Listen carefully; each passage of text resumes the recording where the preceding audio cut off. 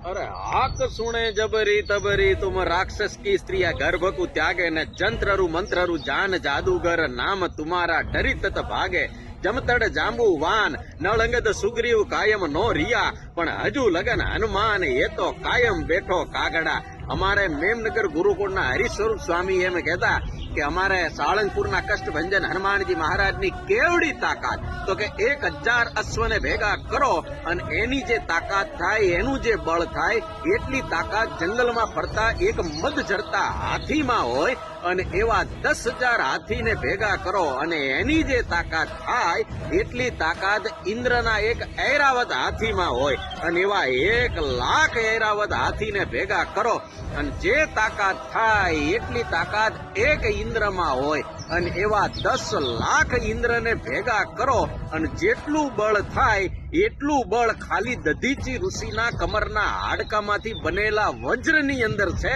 અને એવા 1 કરોડ વજ્રને ભેગા કરો અને જે તાકાત થાય એટલી તાકાત ખાલી મારા હનુમાનની ટકલી આંગળીની અંદર છે. તો વિચાર કરો, એ હનુમાનજી મહારાજના આખા શરીરની કેવડી તાકાત થઈને એટલે કેવું પડે કે અતુલિત બલધામા અંજની પુત્ર પવન સુત નામા. અને આવા કષ્ટભંજન હનુમાનજી મહારાજને સાળંગપુરના ભાદરમાં પધરાવવાનો જેને સંકલ્પ કર્યો ઈ સ્વામિનારાયણ સંપ્રદાયના સંત શિરોમણી શ્રી ગુરુ ગોપાળાનંદ સ્વામી, કે જેનું પૂર્વાશ્રમનું ગામ એટલે ટોરડા, નામ એટલે ખુશાલ ભટ્ટ, કે શામળાજીથી ભગવાન શામળિયાની મૂર્તિ જેની હારે ગેડી દડે રમવા માટે આવતી ઈ ગુરુ ગોપાળાનંદ સ્વામી. અરે ઈડરના ડુંગરામાંથી એક હિંસક વાઘ જેથી ટોરડાના ભાદરમાં આવીને એક બ્રાહ્મણના દીકરાને મારે, એક ગાયનું મારણ કરીને વયો જાય અને ઈ ખુશાલ ભટ્ટ પોતાની યોગ શક્તિથી એ વાઘને જંગલમાંથી પાછો બોલાવીને પંચવર્તમાન ધારણ કરાવીને એમ કે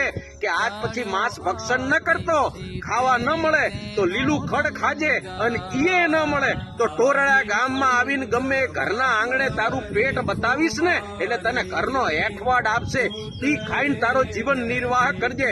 એક હિંસક વાઘને જો ઘાસ ખાતો કરી દે તો ઈ ગુરુ ગોપાળાનંદ સ્વામી અરે ધારે તો હાંભેલા ધારે વરસાદ વરસાવે. ઈ ગોપાળાનંદ સ્વામી પોતાના એક આશ્રિત માટે થઈને ગ્રહ નક્ષત્રની દશાને જે ફેરવી નાખે ઈ ગુરુ ગોપાળાનંદ સ્વામી, કે જેના ફડકારથી પ્રતિમા ધ્રુજતી થઈ જગત ઋતુ જોઈ ઈ સંત બીજા કોઈ નહીં ગુરુ ગોપાળાનંદ સ્વામી હોય. કે સાળંગપુરના ભાદરમાં હનુમાનજી મહારાજની મૂર્તિ પ્રતિષ્ઠા વખતે પોતાની દાઢીને લાકડીના ટેકા ઉપર રાખીને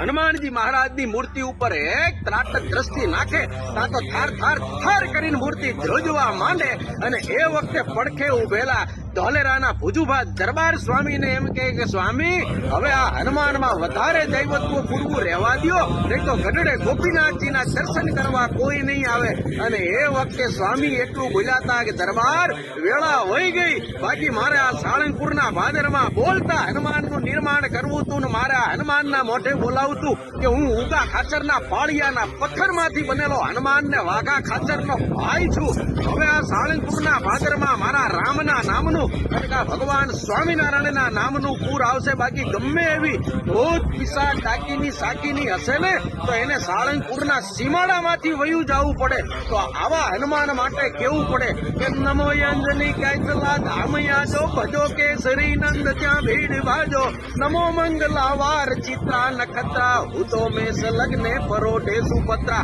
તું હી પૂર્ણિમા ચૈત્રની જન્મ પાયો, જગે વાંદિયો અંજની માત જાયો, નમો રૂદ્રના 11મા રૂપ ન્યારા, પ્રસન્નો હનુમાન શ્રી રામ પ્યારા, પ્રસન્નો હનુમાન શ્રી રામ પ્યારા, પ્રસન્નો હનુમાન શ્રી રામ પ્યારા. બોલો કષ્ટભંજન હનુમાનજી મહારાજની